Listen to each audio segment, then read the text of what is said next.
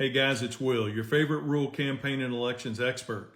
Let's talk about John Deere moving jobs to Mexico and how Trump's plan to stop it would wreck the United States economy.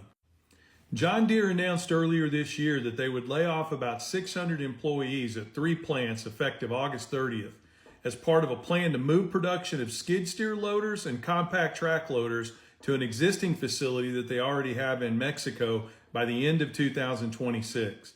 The layoffs have impacted facilities in Davenport and Dubuque, Iowa, as well as East Moline, Illinois. Now, John Deere is doing this for 2 primary reasons. One, Mexican labor is a lot cheaper than labor in the United States, in some cases $14 per hour less. And secondly, the dollar goes a lot further in Mexico because of a low cost of living. What that does is it allows manufacturers to move there and buy raw materials at a much lower rate, which makes their overall production much cheaper. Now, even though I don't support John Deere's efforts to move jobs to other countries, I like strong union jobs staying here. I do want to give them a little bit of credit. Over the last 10 years, they've spent billions of dollars expanding their manufacturing operations here and providing good American union jobs. However, I'm upset with John Deere about this move, and I'll tell you why. They've got a dirty little secret, and it's called stock buybacks. John Deere realized a $10 billion profit last year, and they're on track to realize a $7 billion profit this year. But over the last couple of decades, John Deere has spent over $42 billion buying back stock. Now, companies do this for a lot of reasons. One is so that they can buy back common shares, and that gives them more say-so in the decision-making power of the company because there are fewer owners and the voice is not spread out amongst so many people. Secondly, it also reduces the amount that a company has to pay out in dividends. With stock come dividend payouts. When a company buys those shares back, they reduce those future dividend payments off their books, making them financially more sound. And finally, when a company buys back shares, it allows them to look stronger in the eyes of potential investors, meaning more stock is sold. So it becomes a cycle. They're able to sell more stock and get that investment rather than having to go to a bank. Then over time, they buy that stock back again and start the process all over again. Now, you may have heard yesterday during a speech in Pennsylvania, Donald Trump made several threats because, as we all know, he likes to play the tough guy. One of the threats he made was to slap a 200% tariff on John Deere if they take these manufacturing jobs to Mexico. The only problem is Trump can't do that, and it would wreck the American economy in the process. What Donald Trump and most of his supporters don't know, because they never do a modicum of research before they make crazy statements, is that the United States-Mexico Candidate Agreement, or the USMCA, signed by Trump in January of 2020, a replacement for the North American Free Trade Agreement, or NAFTA as we most call it, prohibits the leverage of tariffs on a range of goods, allowing companies to manufacture in Mexico and Canada and export back to the United States without high cost. So if Donald Trump wants to repeal this agreement, he's going to have to convince all the Democrats and Republicans in Congress to do it. What that means is he's going to have to convince them that the loss of 600 jobs in the Midwest is worth millions more jobs being lost by losing the billions of dollars in sales that we gain from the USMCA. This agreement is so important because it did so many critical things. First of all, it helped dairy and agriculture. The USMCA increased U.S. farmers' access to the Canadian dairy market by raising the amount of U.S. goods that can be exported to Canada tariff-free. It also helped the automobile market. One of the most significant portions of the USMCA stipulated new trade regulations for automobiles and automotive parts.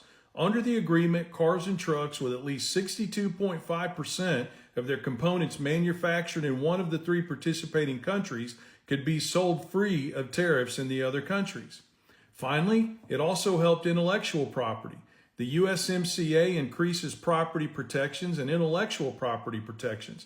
Among other changes to trade policy, the new agreement extends the copyright period to 70 years beyond the life of the creator, an increase of 20 years in some cases over NAFTA. Oh, and one other thing in regard to labor. The agreement sets up an independent investigatory panel that can investigate factories accused of violating workers' rights and stop shipments from factories found to be in violation of labor laws. That's right. It means that Mexico can't cheat anymore. They've got to play under the same rules as the United States and Canada. Now, contrary to what Donald Trump and the MAGA crowd think, this agreement has been very beneficial to the United States. It's led to a 6% increase across the region from 2019 to 2021. It's made trade bounce back from the pre-COVID-19 levels. With a record of 75% of Canadian and Mexican imports coming from the United States, both countries are both the U.S.'s largest export market. You don't want to put something like that in danger without a good reason. This agreement led to $40.1 billion in additional U.S. agricultural products to Canada and Mexico.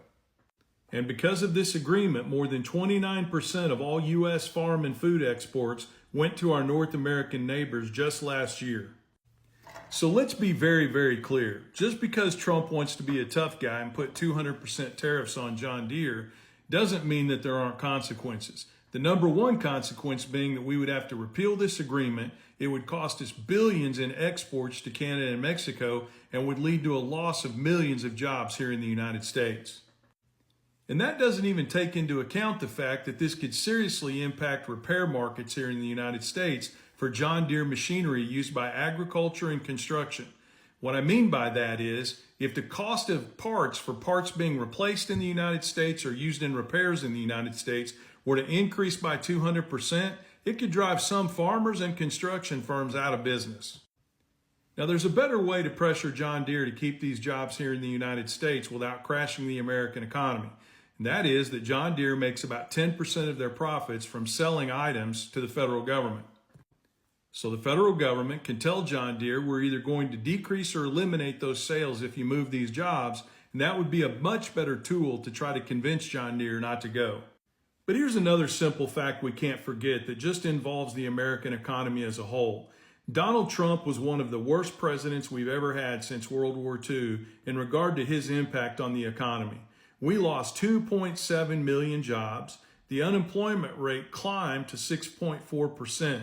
And let's not forget the fact that he lost 178,000 manufacturing jobs during the time that he was president. Now let's compare this dismal performance of Donald J. Trump to the presidency of Joe Biden and vice presidency of Kamala Harris. When Joe Biden and Kamala Harris took office in January 2021, they've added more than 775,000 manufacturing jobs to the economy. And this growth is expected to be even higher with the Bipartisan Infrastructure Law and CHIPS and Science Act. It's expected to add another 336,000 manufacturing jobs to the economy leading out to 2035. So there you have it, folks. Trump likes to pretend that he's got a big stick, and we all know he doesn't. So the choice is pretty clear. You can elect Donald Trump, who's going to put a 200% tariff on John Deere after he drops the trade agreements with Mexico and Canada, which will lead to billions of dollars in lost sales for American companies and result in a loss of over 1 million jobs here in the United States. You can also put a man back in office who crashed the American economy, losing millions of jobs, driving up the unemployment rate, and specifically destroying manufacturing jobs in this country. Or there's another option. You can stick with the Biden-Harris administration and re-elect Harris, who was part of an administration that added almost 12 million jobs to the economy, even in excess of the pre-COVID numbers, and the team that's added hundreds of thousands of new manufacturing jobs to our economy. The choice is pretty clear. And I would just remind everybody, if you're having a problem knowing when Donald Trump is lying, just pay attention to when his lips are moving. Because I guarantee you, if his lips are moving, he's lying. I want to thank everybody again for your support in helping my account to grow so fast. I appreciate the fact that you watch my videos, share them with others, and subscribe to give us the resources we need to begin doing more long-form videos now that TikTok has changed their system to allow for 60-minute videos. Most importantly, guys, I really enjoy this. And most of all, I hope you have a great day.